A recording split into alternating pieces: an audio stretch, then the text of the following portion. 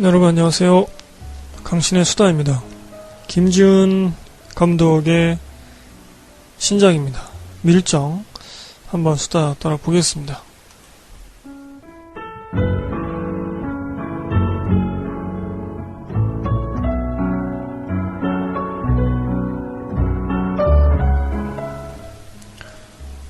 네, 여러분 건강하게 잘 지내셨나요? 왜 이렇게 녹음하는 게 어색하죠? 네, 몇 년 동안 녹음하고 있는데도 항상 어색하네요. 자, 밀정 보고 왔습니다. 저희 청취자분들도 밀정 보시고 리뷰 써주신 게 있었는데 그 써주신 내용들에 모두 공감을 하고요. 제가 오늘도 원고를 썼는데 스포일러를 하지 않겠습니다. 그래서 별로 할 말이 없을 것 같고요. 영화가 기대한 것보다는 좀 못한 것 같습니다. 개인적으로는. 그러나 뭐 아주 엉망인 영화다? 그렇진 않은 것 같고요. 그냥 괜찮은 느낌의 영화다. 전체적으로. 그런 말씀 드리고 싶네요. 또 제가 김지욱 감독의 영화들을 장편들은 전부 다 본 것 같네요. 단편은 제가 보지 못했는데 다 재밌게 봤기 때문에 이번 밀정도 좀 기대를 했었습니다. 그래서 그 기대만큼은 아니지만 그래도 괜찮은 느낌이었다. 그런 말씀을 일단 먼저 드리고요. 방송 시작하겠습니다. 먼저 공지부터 드리죠. 저희 추석 연휴에는 쉽니다. 업데이트를 하지 않고요. 저희 전통이죠. 저희가 연휴와 토요일이 겹치면 항상 방송을 쉬었습니다. 양해 부탁드리고요. 저희 트위터 쪽으로 두 분이 팔로잉 해주셨네요. 김승겸님, 그 다음에 반달마스님, 감사드리고요. 제가 요즘 마팔을 잘 안 하는데, 혹시 마팔 원하시는 분 계시면 저에게 멘션을 주십시오. 그 다음에 저희 블로그도 있죠. 트위터나 블로그나 모두 강신의 수다 검색하시면 찾아오실 수 있는데, 포털 다음에서 강신의 수다 검색하시면 저희 블로그에 더 쉽게 접근하실 수 있습니다. 블로그는 현재 9월 영화 페이지가 올라가 있습니다. 여러분들이 9월 달에 보신 영화들 댓글로 남겨주시면 제가 나중에 무슨 영화 보셨나요? 라는 코너로 녹음을 하죠. 그 코너는 순전히 청취자분들이 만드시는 코너입니다. 청취자분들의 영화 감상 리뷰로만 꾸미기 때문에 많은 참여 부탁드리고요.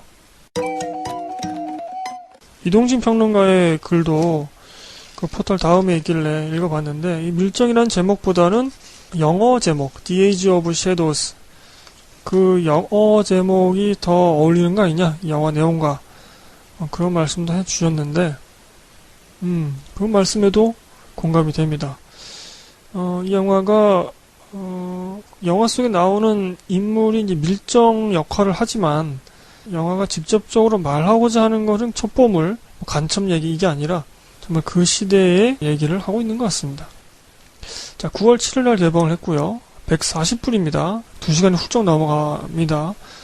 저는 시간이 그렇게 분량이 긴 줄 몰랐어요. 제가 사전 정보 없이 이 영화를 보러 갔는데 15세 관람가고요. 그래서 영화상에서 이거 조금 더 센 장면 나왔으면 좋겠는데 라는 그런 부분에서 이제 수위를 조절합니다. 개봉일에 스크린이 1221개 달렸습니다. 네, 1000개 넘어가는 스크린 독과점이고요. 아무래도 흥행을 하면서 더 스크린 숫자를 늘리겠죠.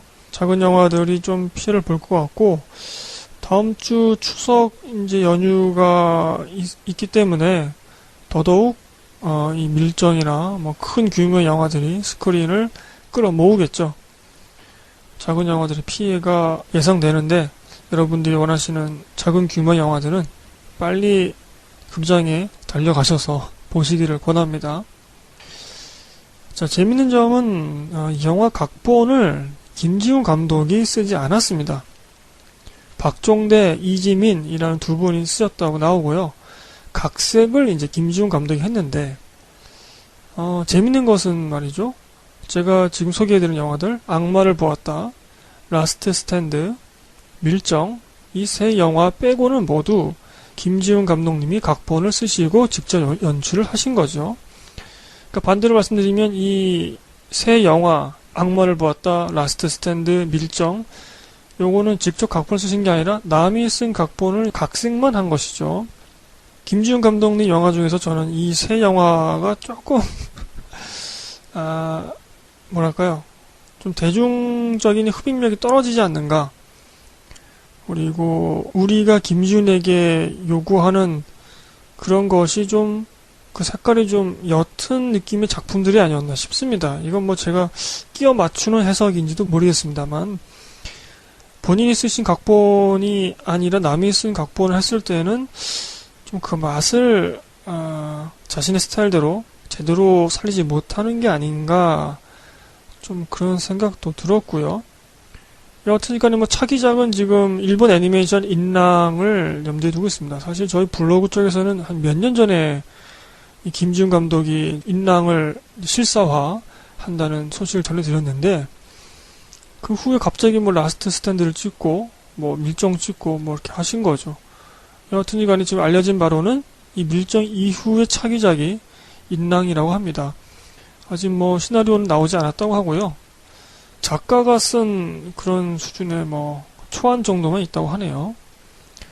그 애니메이션 인랑은 정말 볼만합니다. 여러분 꼭 찾아보시고.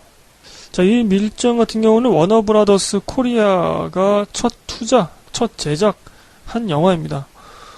나홍진 감독의 곡성 같은 경우도 우리 한국 제작사, 배급사가 투자한 것이 아니었죠.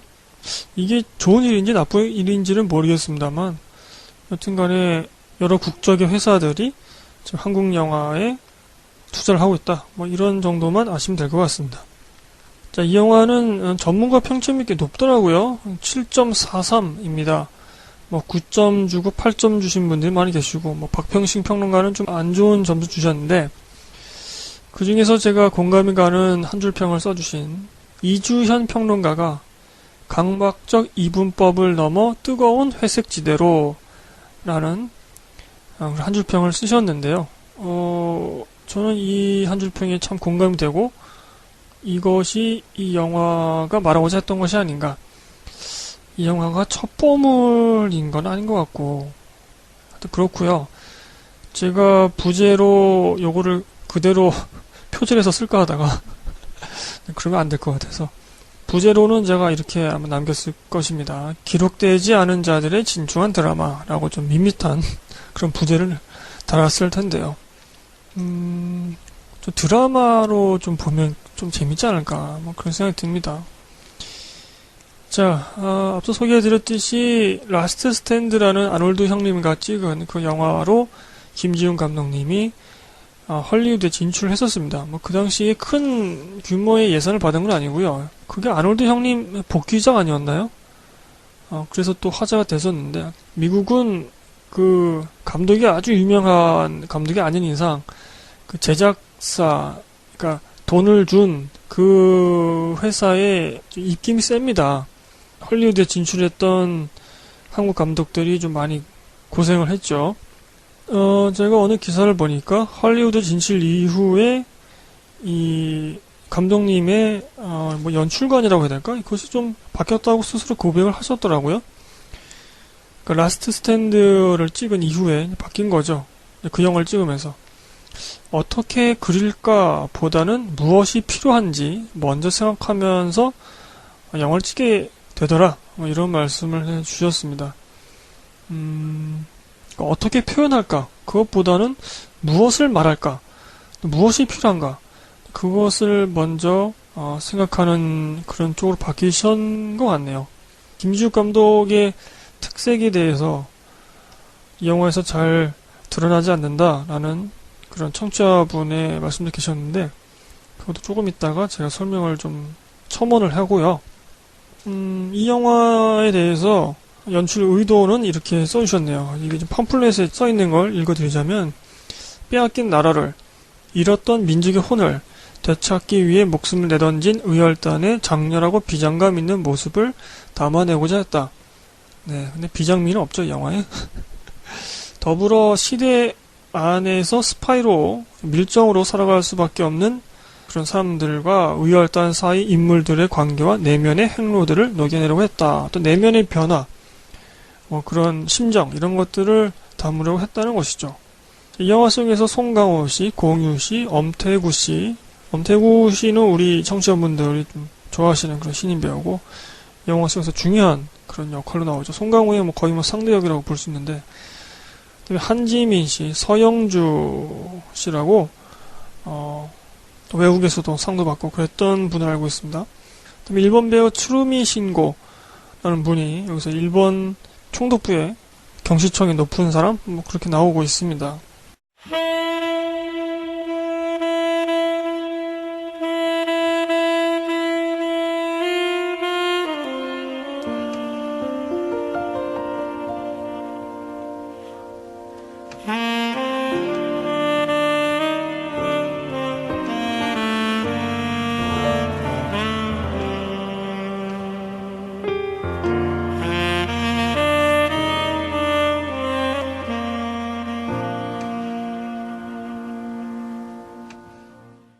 자, 그러면은 제가 원고를 쓴 것을 읽으면서 방송을 녹음해 보도록 할게요. 제가 말투가 좀 이상해도 여러분들 이해를 해 주시길 바라고요. 제가 지금 좀, 지금 현재도 좀 말투가 좀 성의가 없게 들리죠? 네, 제가 좀 힘이 없습니다, 여러분. 그래서 좀 말투가 좀 성의 없게 들려도 사실은 성의 없는 게 아니다. 네, 그렇게 좀 알아주시길 바라고요. 자, 스토리를 먼저 소개를 해드리겠습니다. 스포일러를 하지 않고요. 그래서 오늘 방송 뭐 깊게 설명을 못 해드릴 것 같은데 요것도 양해 부탁드리고요. 자, 이 영화는 실제 사건이었던 황옥 경부 폭탄 사건을 모티브로 삼았습니다. 저 이거 몰랐는데 방송 준비하면서 검색하다 보니까 이게 실제 사건을 모티브로 삼았더라고요. 그래서 영화 속에서 거의 비슷하게 구현을 합니다. 그 황옥 경부 폭탄 사건 당시 인물들이 송강호, 공유, 이병헌 등의 배우로 영화 속에 담기죠. 이병헌 씨하고 박희순 씨가 특별 출연을 했죠. 1920년대 일제강점기 조선인 출신 일본 경찰, 그러니까 친일파죠. 송강호가 무장독립운동단체 의열단의 뒤를 캐라는 특명으로 의열단의 뭐 새로운 리더라고 여기서 표현이 되는데, 리더라기보다는 이 프로젝트의 팀장이라고 보면 되겠네요. 네, 비밀 업무의 팀장을 맡은 이제 김우진, 공유 씨가 연기한 공유에게 송강호가 접근을 하게 됩니다. 그래서 두 사람은 이제 서로의 정체와 의도를 서로 알고 있어요. 그런데도 속내를 감춘 채 일부러 둘이 막 가까워지려고 쇼를 하죠. 그래서 얘가 나한테 가까워지려고 쇼를 하는구나 라고 서로 알고 있습니다. 근데 얘가 왜 나한테 접근하는 걸까? 아니면 내가 혹시 얘를 이용해 먹을 수 있지 않을까? 밀정으로서? 아니면 뭐 정보를 캔다던가 가까워지려고, 가까운 척 하려고 그렇게 영화 속에서 표현이 되죠. 근데 그 전에 이 김우진, 그러니까 공유의 정체가 총독부 경시청에 들켜요. 근데 그 과정이 좀 명확하게 설명되지 않고 좀 현실감 떨어지긴 합니다. 갑자기 그냥 김우진이라는 사람이 있습니다. 뭐 이렇게 나오니까 그게 좀 시나리오상에서 치밀한 맛은 없다. 여하튼지 간에 이 송강호와 공유 외에도 일제 경찰과 의열단 내에 서로 밀정을 심어 놓았어요. 그러니까 총독부는 의열단 속에 밀정을 심어 놓고 의열단은 총독부 이 경시청에다가 밀정을 심어 놓은 거죠. 서로의 막 그런 정보전을 위해서 서로 밀정을 심어 놓은 건데 누가 밀정인지 알 수가 없는 거죠. 거기서 오는 어떤 긴장감이 있어야 되는데 네, 이 영화가 조금 그런 부분은 약하지 않나 싶습니다만, 여튼 간에 앞서 제가 김우진이 어떤 프로젝트를 맡은 팀장이라고 말씀드렸잖아요. 그 프로젝트가 뭐냐? 이 의열단이 이제 상해에서 외국인 사람에 의해서 만들어진 폭탄을 경성으로 들여와서 일제의 주요 시설을 파괴할 그런 목적으로 프로젝트를 이제 하고 있었던 것이죠. 그래서 이 송강호에게 이중첩자 역할을 강요하게 됩니다. 내가 너 첩자인 거 아는데 우리를 위해서 일을 한번 해줘. 그래도 조선 사람이잖아. 뭐 이런 식으로 이제 설득을 합니다. 그렇게 되면서 이야기가 흘러갑니다. 사실은 시나리오상에 좀 아쉬웠던 점을 아까도 말씀드렸지만, 그런 밀정의 정보전, 두뇌 싸움 이런 것에 의한 긴장감, 이런 것이 좀 약하지 않느냐, 그런 말씀 드렸는데, 어쩌면 너무 뻔히 흘러갈 것을 방지하기 위해서 해명을 하지 않은 것인지, 그건 모르겠습니다만, 좀 그래서 좀 악의가 맞지 않는 느낌, 그런 것도 좀 있긴 한데, 앞서 이 영화가 황옥경부 폭탄 사건을 모티브로, 그러니까 실제 역사 사건입니다. 그것을 모티브로 삼고 있었다고 했잖아요. 그것을 좀 설명해 드리겠습니다. 요거를 제가 인터넷 사이트 주소 혹은 동영상 이것을 링크를 하겠습니다. 제 블로그에 그거 참고하셔도 되고요. 제가 짧게 소개해 드리자면 황옥경부 폭탄 사건에서는 그 황옥이라는 것이 사람 이름이고, 그다음에 경부라는 게 경시, 이제 그런 경관, 호칭인 것이죠.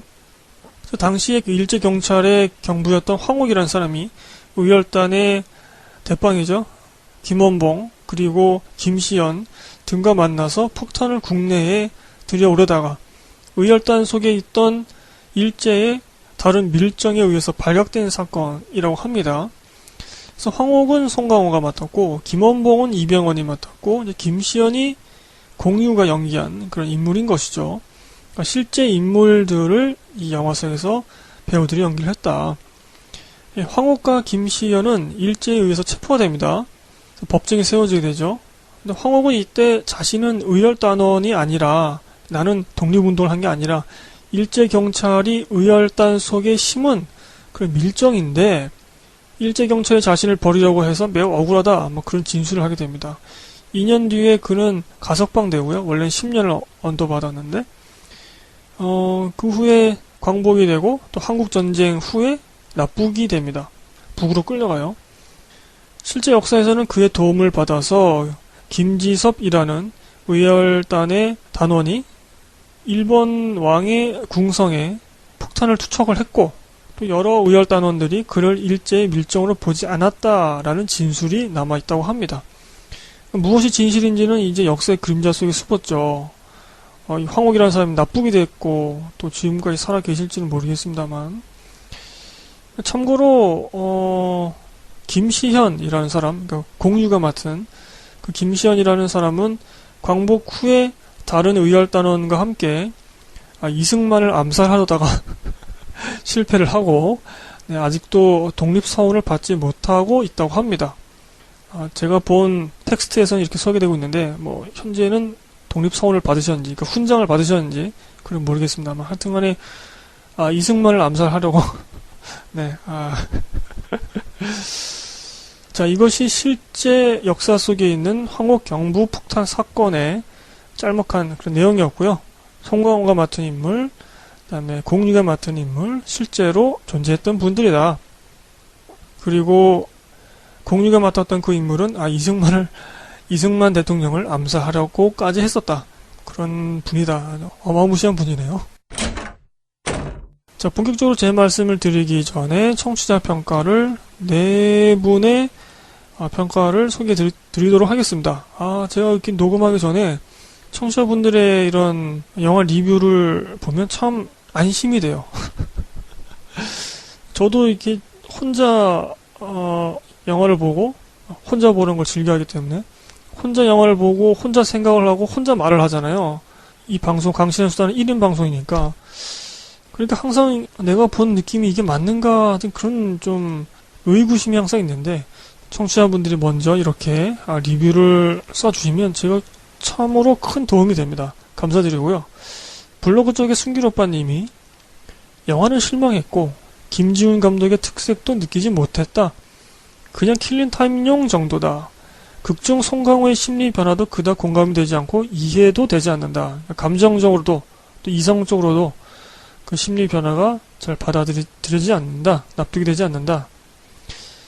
트위터의 하루원님은 의외로 영화가 평범했고 어디서 많이 본 느낌, 그리고 러닝타임이 지루하게 흘러간다. 시종 차갑고 묵직하게 다가온다. 목숨을 걸어가며 독립을 외친 것에 의미를 줄 수 있는 작품이지만 서사적으로, 그러니까 이야기상에 납득되지 않는 부분이 있었다. 블로그에 네버온 썬데이님께서 영화 나쁘지 않지만 좀 평범하다. 초반의 긴박감과 중후반의 서스펜스는 좋았다. 중간에 설득력이 떨어지는 캐릭터들의 행동이 있는데 그걸 배우들의 연기를 커버한다. 그 다음에 쥐약 댓글란에 통통이님께서 최동훈 감독의 암살보다는 좋았다. 송강호는 진짜 밀정을 보는 것 같았다. 이병헌은 사생활을 넘는 멋진 배우다. 이 영화를 보고 나니 건국 논란에 더욱 분노하게 됩니다. 이렇게 써주셨네요. 앞서 세 분은 좀 안 좋은 평가들을 써주셨고요. 아니면 뭐 그냥 평균 정도? 그렇게 해주신 것 같고, 쥐약 쪽으로는 참으로 재밌게 보았다. 그런 말씀을 해주셨습니다. 이 네 분의 말씀에 전부 다 공감이 갑니다, 제가. 그런 장점과 단점이 좀 뚜렷하게 나타나는, 그래서 이 영화를 볼 때 어디에 방점을 찍고 보느냐에 따라서 좀 평가가 갈라질 수 있는, 물론 모든 영화가 다 그렇지만 이 영화가 김지훈 감독 영화라는 것을 생각한다면 그 점에서는 좀 아쉬운 거죠. 그래서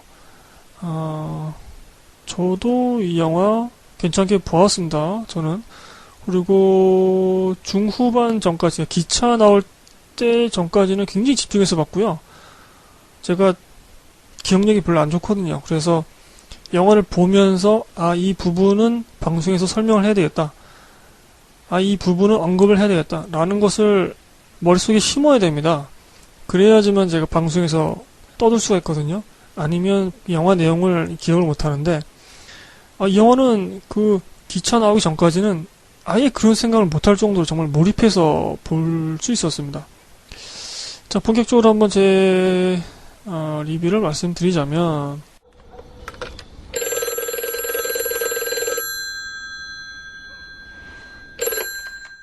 감독은 인터뷰 기사에서 이 영화가 첩보물이라고 말했습니다.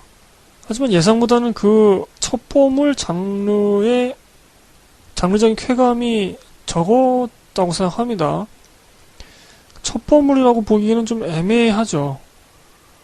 첩보물 특유의 현실감 있는 두뇌 싸움이나 뭐 정보전 혹은 거기서 발생되는 긴장감 이런 게 있어야 하는데 좀 약한 게 아닌가.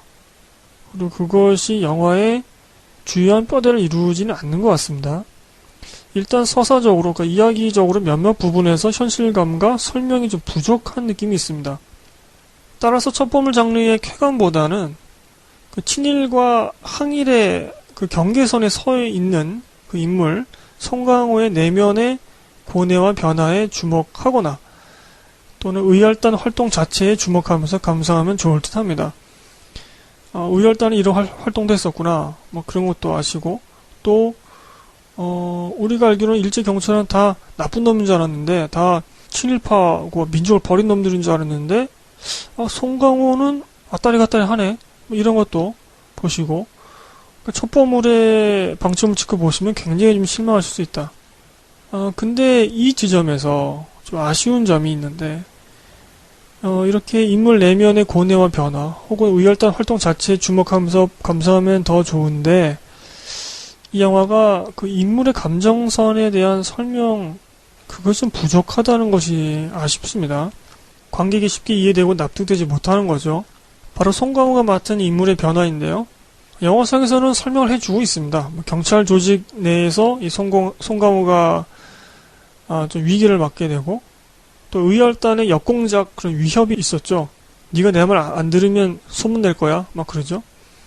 그리고 일단 이 송강호는 조선 사람이잖아요. 그래서 어떤 민족적인 자각, 뭐 그런 것을 이제 호소를 하고 또 그런 것을 하는 것으로 영화에서 나오긴 합니다.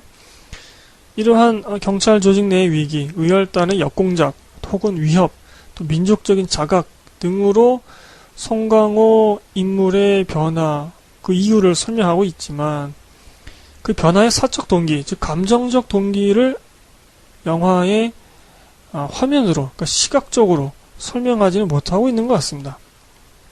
제가 종종 말씀드리지만 당위적 동기, 윤리적 동기, 그거 말고 또 다른 개별 사적 동기를 설명해 줘야 되거든요. 그래야지만 우리 관객은 캐릭터의 행동과 인물을 중심으로 한 이야기 전개에 공감할 수 있는 것이죠. 영화 속에서 슬로우 화면이 한 번 나오는 것 같습니다. 그 기차실에서 나오는데, 이 화면이 뭔가 중요한 것으로 연결되나 보다, 감정을 설명하는 것으로 연결되나 보다 싶었는데 그냥 뜬금없이 소모되고 말죠. 이 영화 러닝타임이 140분이나 되는데 가장 중요한 인물의 가장 중요한 부분을 설명하지 못했다는 건 치명적인 약점이 아닐까. 혹은 이게 편집으로 잘려 나갔지 않았을까 싶기도 합니다. 좀 러닝타임을 줄이려다 보니까 그런 부분들이, 그러니까 사적 동기를 설명하는 부분들이 좀 편집으로 잘려 나간 게 아닌가, 그렇게 믿고 싶네요. 너무 큰 그런 약점이라서.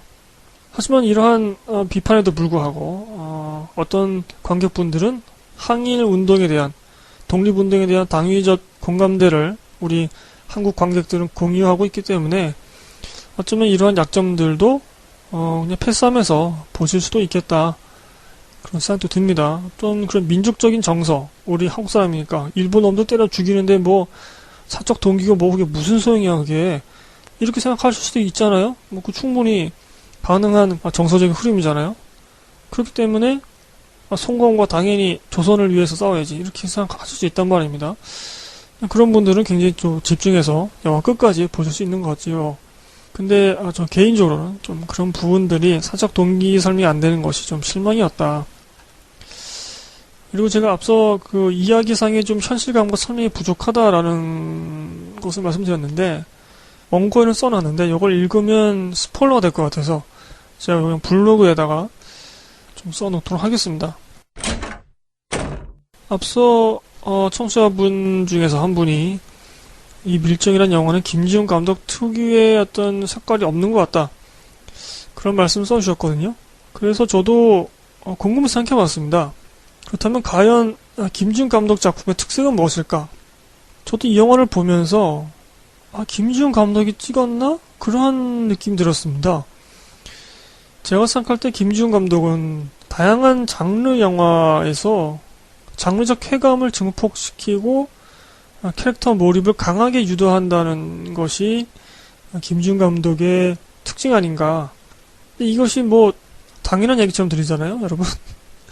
지금까지 이 김지훈 감독이 연출한 작품들의 장르를 한번 열거를 해보시면 제가 드리는 말씀이 뭔지 알 겁니다. 공포, 코미디, 진중한 드라마도 있었고 또 서부극도 있었고 여러가지 있었잖아요. 근데 그런 다양한 장르물을 모두 장르적으로 완성도가 높게 만들었고 또 그 영화 속에서 캐릭터들이 강하게 기억에 남게 만들었습니다. 이거 참 쉽지 않거든요. 장르적인 쾌감을 주는 것도 쉽지 않고, 또한 이 김지훈 감독 하면 또 스타일리시한 어떤 시각적인 연출, 그러한 시각적인 연출로 매우 유려하게 관객을 환타지 공간으로 유도를 합니다. 그러니까 우리 현실 세계의 느낌은 몇몇 작품밖에 없는 것 같네요. 이 감독님은 단순히 영화 속 배경 및 공간뿐만 아니라 또 음악과 조명, 또 그 인물의 감정 표현 등도 활용을 해서 매우 특출나면서도 자연스러운 그런 환타지 공간을 만들어내죠. 그런 특징이 있는 분이죠. 말씀 들어놓고 보니까 추상적인 얘기 같은데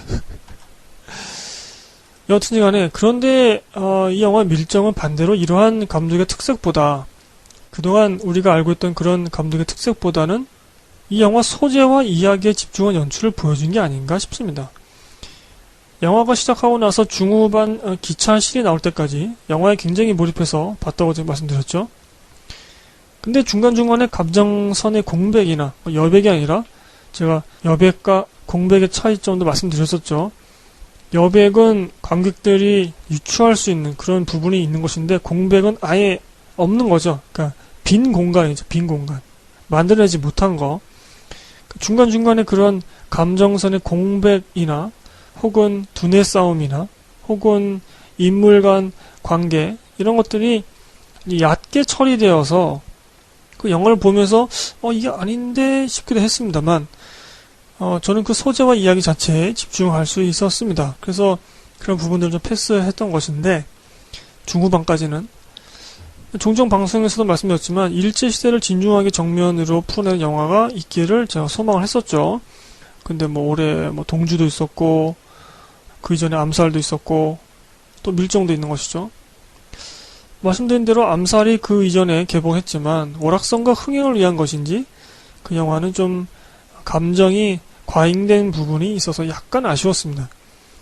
그런데 김지훈 감독의 밀정은 약점이기도 하지만 이 밀정은 감정선에 주목하기보다는 당시의 인물, 당시의 상황, 당시의 이야기 그것에 좀 더 진지하게 접근한 영화가 아닌가 싶습니다. 물론 한 가지 추가적으로 또 아쉬운 점은 아직도 일제시대를 다루면서 의열단이니 독립군이니 임시정부니 이런 것이 좀 나오죠. 멋있는 그런 역사의 이름이 남은 자들의 행적이 주요 뼈대를 이루고 있다는 것이죠. 아직까지도 영웅이 되지 않더라도 역사적 소명을 갖지 않더라도 그 시대 일반적인 서민의 모습을 다루는 영화도 좀 보고 싶은 그런 마음이 있습니다. 앞으로 그러는 일제시대 영화도 만들어지겠죠. 정리하자면 김지훈 감독의 특색이 이 영화에서는 드러나지 않는 것 같고 그것보다는 여러가지 구멍들도 보이긴 하지만 어떤 소재와 이야기에 집중한 그런 연출을 감독이 보여주려고 한 것이 아닌가 그런 생각이 들었습니다. 말 나온 김에 최동원 감독의 암살과 한번 짧게 비교를 해보자면요. 이 밀정 같은 경우는 역시나 오락성이 적고 감정 및 이야기의 친절한 설명 혹은 복수신의 통쾌함 이런 것들이 암살과 비교하면 적습니다. 이 밀정은. 그렇기 때문에 그것에 집중을 하고 혹은 그것을 기대하고 영화를 보시면 실망하는 거죠. 근데 반대로 암살의 그런 부분들이 조금 거부감이 있던 분들은 이 밀정이 더 좋게 느껴질 수 있는 것이죠. 최동원 감독의 암살 같은 경우는 전지현, 하정우, 조진웅, 최덕문, 진경, 조승우, 김혜숙 이런 분들이 맡은 인물들을 모두 멋있게 표현하고 설명해 줍니다. 지금 기억에 남는 것은 지금 그거네요. 김혜숙 씨의 최후. 역할이 작고 분량이 적은 인물들이라도 이렇게 멋있게 표현해 주었습니다. 그래서 관객은 이러한 여러 인물들의 멋있는 모습을 통해서 감정이입을 하고 어떤 민족적인 쾌감을 느끼죠. 우리의 선조들이 이렇게 멋있게 최후를 맞더라도 멋있게. 근데 밀정에서는 이제 그런 모습보다는 애초에 이 밀정은 소재 자체가 친일과 항일의 경계에 있는 인물과 밀정을 다루고 있었고 또 의열단인 공유가 나오긴 하지만 후반을 제외하고는 어떤 진실된 감정 표출을 자제해야 하는 인물이었죠. 그래서 직접적으로 이렇게 멋있는 포장을 하기가 쉽지 않았을 것이라 생각을 합니다. 그럼에도 불구하고 감정적으로 좋아할 수 있는 인물이 적다는 것은 좀 아쉬운 지점이죠. 암살에 비교하자면. 이 지점에서 배우들의 연기를 좀 논할 수도 있을 것 같아요. 송강호 씨 한번 예를 들어보자면 이 영화가 송강호 씨 연기에 있어서 상위에 랭크되는 그런 작품은 아닌 것 같아요. 이 연기는 송강호만이 할 수 있는 연기야. 이 영화는 송강호의 연기가 끌어가는 그런 영화야 라고 말할 수 있는 영화는 아니라는 거죠. 이게 또 왜냐면 앞서 제가 설명해 드렸지만 캐릭터 개개인의 집중을 하지 않기 때문에 이 영화 자체가 소재와 이야기에 집중하고 있기 때문에 암살과 비교하자면 좀 이러한 차이점 그리고 배우의 연기력도 또 그러한 평가가 가능한 그 이유이기도 한 것이죠. 그 복수신의 통쾌함에 대해서 한번 암살과 밀정을 한번 비교해 보도록 하죠. 최동원 감독의 암살 같은 경우는 극의 클라이막스 그리고 감정의 해소를 해야 되는 그런 결말에 있어서 극적인 연출을 통해서 복수신을 보여줍니다. 민족을 배반한 사람을 처결하죠. 그때 아주 통쾌한 그런 감정이 들어요. 관객은. 그러니까 마땅히 죽어야 할 자가 마땅히 죽여야 할 자에 의해서 죽습니다. 그러나 김지훈 감독의 밀정 같은 경우는 마땅히 죽어야 할 자가 비참히 죽는 모습 또는 그런 표정을 반대로 매우 짧고 건조하게 보여주거나 아니면 아예 보여주지도 않습니다. 마땅히 죽어야 할 자이기 때문에 그런 과잉된 연출은 필요 없다. 그렇게 말하는 것 같기도 합니다만 밀정은 역으로 죽지 말아야 할 자들이 고문받고 뭐 죽고 막 감옥에 끌려가고 거적대기에 쌓여서 밖에 막 버려지고 이런 모습들이 오히려 보여요. 그리고 아까 제가 암살에서는 그 인물들의 최후, 김혜숙 씨의 최후가 멋있다 그렇게 말씀드렸잖아요. 근데 이 영화 속에서는 뭐 어떤 인물들 같은 경우는 아주 결기에 찬 모습을 보여주기도 하지만 끝까지 하지만 일반적으로 일제의 아주 악랄한 그런 고문, 네?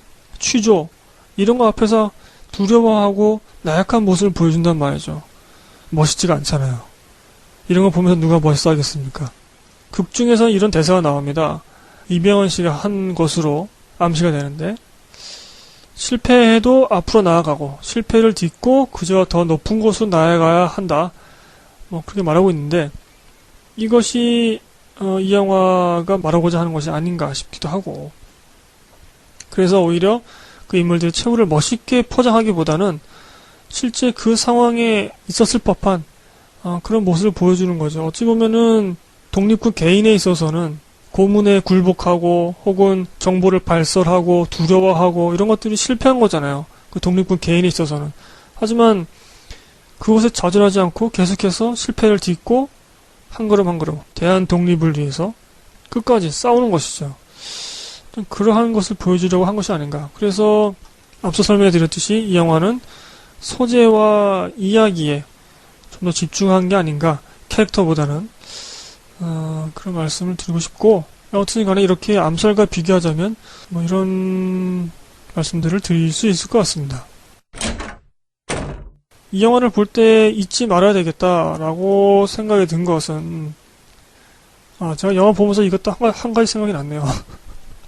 이 부분은 꼭 방송에서 언급을 해야 되겠다라고 했던 부분은 뭐냐면 이 영화가 말하고 있듯이 당시의 상황이나 당시의 선택을 우리 21세기 현 시대의 기준으로만 이분법으로 흑백 논리로 판단하기에는 애매모호한 점들이 굉장히 많다는 것이죠.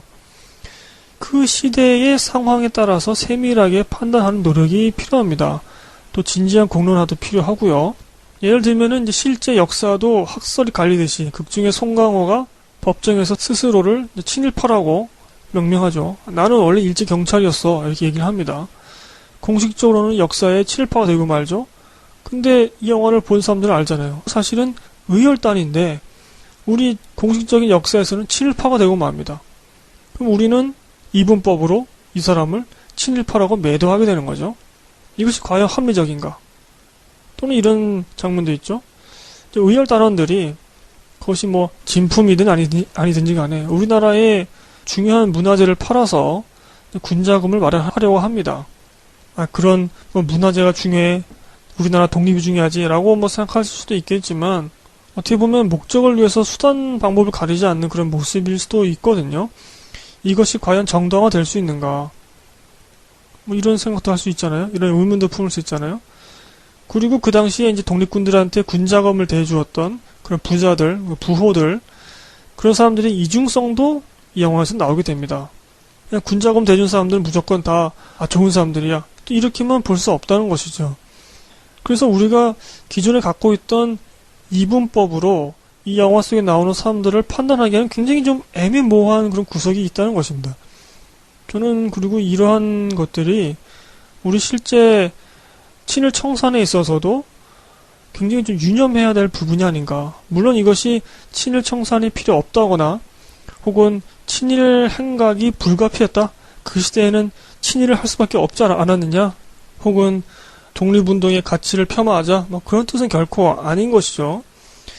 단지 제가 말씀드리고 싶은 것은 현 시대 우리의 필요에 따라서 자기적인 이분법으로 이 친일 문제도 접근하고 있는 것이 아닌가. 그래서 이른바 국뽕이니 혹은 우리 세대의 어떤 감정 해소. 저 일본 놈들 지금 아베 정권 까부고 있는데 일제시대 영화 하나 만들어가지고 우리 짜증나는 감정들을 한번 해소해보자. 어떤 그런 것에 집중하지 말고 이 밀정 이 영화처럼 좀 더 차갑게 이 뜨거운 주제를 바라볼 필요가 있는 것이 아닌가. 좀 그런 말씀을 꼭 드리고 싶고요. 하여튼간에 뭐 제가 친일파를 옹호한 것은 아니라는 점 좀 오해를 안 해주셨으면 좋겠고요. 근데 이 영화를 보면서 뭐 많은 분들이 아마 이런 생각을 하실 것 같습니다. 여러분들이 그 일제시대 때 살아있었다면, 그 시대를 살고 있었다면 어떤 선택을 하셨을 것 같은가요? 자신만만하게 나는 독립운동을 했겠지 라고 말할 수 있는 사람이 과연 몇 명이나 될까? 쉽지 않은 일이죠. 그래서 그 당시 정말 독립운동 하신 분들, 우리의 선열분들께서 정말 대단한 거죠. 쉽지 않은 일이잖아요, 정말. 아니, 지금 이 시대에도, 우리 2016년에도 우리 속으로는 이렇게 분노하고 있지만 정말 행동으로 그것을 나타내서 이 2016년의 부조리한 것을 항의하고 맞서 싸우는 그런 것들이 굉장히 어렵지 않습니까? 근데 그 당시엔 오죽했겠어요? 일제시대에는. 그래서 어쩌면 독립운동의 가치를 더 숭고하게 기리기 위해서라도 우리의 지금 2016년의 필요에 의해서 친일 문제를 바라볼 것만은 아니고, 물론 그것도 필요하지만 그 당시 상황의 기준에 의해서도 우리가 바라볼 필요가 있다. 하여튼 좀 이렇게 복잡한 얘기들을 꼭 한번 드려보고 싶었습니다. 자, 인상적 장면을 말씀드리면서 끝을 내도록 하죠. 대체적으로 이 영화 특별 출연했던 이병헌 씨하고 박희순 씨가 나왔던 장면은 좋았습니다. 이게 참 아이러니한 건데, 이 영화 주인공은 송강호하고 공유잖아요. 그래서 제가 앞서 말씀드렸듯이 영화가 뭐 캐릭터나 캐릭터의 감정선에 주목한 영화가 아니기 때문에 뭐 인물들이 멋있게 보이지 않았다라고 말씀드렸지만, 솔직히 이병헌 씨하고 박희순 씨는 멋있더라고요. 크레딧에 정식 캐스팅된 배우들보다 더 멋있는 모습을 보여주셨네요. 기록되지 않은 배우들의 멋있음이었고요. 또 영화 여기저기에 잔잔하게 코믹한 그런 포인트도 있었습니다. 이병헌 씨하고 공유 씨하고 송강호 씨하고 술 먹는 장면, 그 장면도 아주 위트 있게 이렇게 편집을 해 놓았죠. 그 밖에 또 두 가지 장면이 좀 인상적이었는데, 그 바닷가에서 이제 이병헌이 송강호를 설득을 합니다. 그때 이제 모닥불을 피워놓죠. 그 모닥불의 색감이 그 발그스레미하고 뭔가 포근한 그런 느낌이 그 송강호의 얼굴과 이제 겹쳐지게 카메라로 찍었어요. 여기서 이 송강호가 뭐 심정적으로 바뀌는구나. 그것을 우리가 시각적으로 알 수 있는 것이죠. 그런 연출이 좋았고, 또 이병헌이 이제 시계를 줍니다. 자신의 시계를 줄 때. 그때도 뭔가 좀 느낌적으로 좋았고, 또 한 가지 이상적인 장면은 이제 형무소에서 어떤 거사의 성공 소식을 듣고 공유가 비로소 바닥에 눕는 장면이 있습니다. 그 전에는 계속 벽에 기대서 이렇게 앉아있어요. 무릎을 바로 세우고, 거사의 성공 소식을 듣고 비로소 이제 공유가 바닥에 눕는데 그 머리맡으로 햇빛이 이렇게 들어와 있죠. 일부러 그렇게 연출한 것이죠. 그 인물의 애국심과 어떤 결의를 느낄 수도 있었죠. 내가 그 소식을 듣기 전까지는 편하게 누울 수 없다. 뭐 그런 마음이었겠죠. 또 한편으로는 인간적으로 이 공유가 송강호에 대한 어떤 염려나 믿음, 뭐 이런 것도 좀 느껴지는 장면이어서 그 장면이 참 좋았습니다. 어떤 인간적인 느낌? 이 두 가지 장면이 확실히 저는 좀 그런 것 같아요. 이렇게 좀 감정이 화면색에 표출되는 그런 장면들을 좀 좋아하는 것 같습니다. 어떤 속 깊은 그런 의미를 담고 있는 그런 장면들보다도 그러네요. 이게 뭐 강신의 시대의 특성이기도 하니까.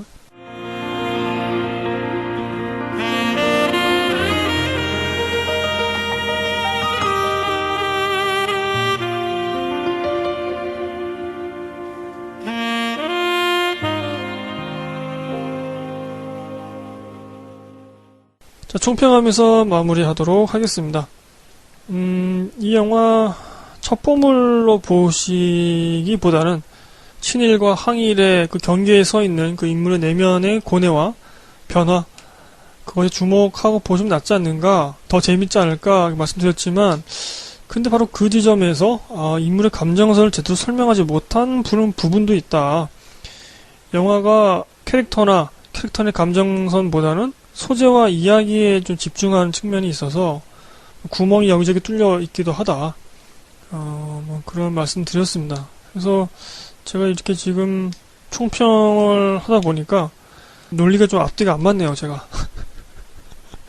그 인물에 집중하라고 말씀드려 놓고서는 이 영화는 그 인물을 잘 설명하지 못한다라고 또 비판을 하고, 이게 뭐 하자는 건지. 또 김지훈 감독의 특색에 대해서도 말씀드렸습니다. 근데 이 영화는 그런 특색이 잘 살아있지 않는 것 같다. 그 말씀도 드렸고요. 추동 감독의 암살이란 영화도 한번 비교를 드렸었고요. 여튼이 간에 제가 이 영화를 보면서 여러분께 꼭 말씀드리고 싶은 것은 과연 우리가 그 시대, 그 사람들의 선택을 우리 21세기 2016년의 기준으로만 이분법으로 재단할 수 있을 것인가, 쉽게 재단할 수 있을 것인가, 그렇지는 않은 것 같다. 조금 더 세밀하고 조심스럽게 접근해야 될 부분이고, 그렇기 때문에 더더욱 전 국민적인 공론화가 필요한데 아직까지도 칠청사는 제대로 되어 있지 않다. 그런 좀 말씀드렸고요. 우리의 감정 해소를 위해서, 감정적인 쾌감을 위해서 그 시대를 이용하지 말자. 또 그런 말씀도 한번 꼭 드려보고 싶었습니다. 자, 오늘 방송 제가 원고를 써놨음에도 불구하고 논리적으로 앞뒤가 좀 안 맞는 것 같은 그런 말씀을 드리게 되어서 굉장히 좀 죄송스럽게 생각하고요. 첫 번물로 보면 조금 이게 좀 약하지 않나 하는 생각이 드는 건 숨길 수 없는 것 같아요. 여러분들 이 영화를 아마 꼭 보실 것 같은데, 뭐 추석 연휴에 때라도 가족들과 함께 영화 어떻게 보셨는지 남겨주시길 바라고요. 제가 추석 연휴에는 휴방을 합니다. 여러분 양해 부탁드리고요. 여튼간에 여러분이 보신 영화들의 감상들 9월 영화 페이지 블로그 쪽에 남겨주시기를 또 부탁드리겠습니다. 저는 그러면은 한 주 쉬고 그 다음 주에 무슨 영화 보셨나요? 코너로 다시 찾아오도록 하겠습니다. 여러분 지금은 좀 덥지만 아마 추석을 지나면서 좀 온도가 좀 떨어지지 않을까요? 감기 조심하시고요. 건강하게 9월 말에 다시 뵙기를 바라겠습니다. 감사합니다, 여러분. 안녕히 계세요.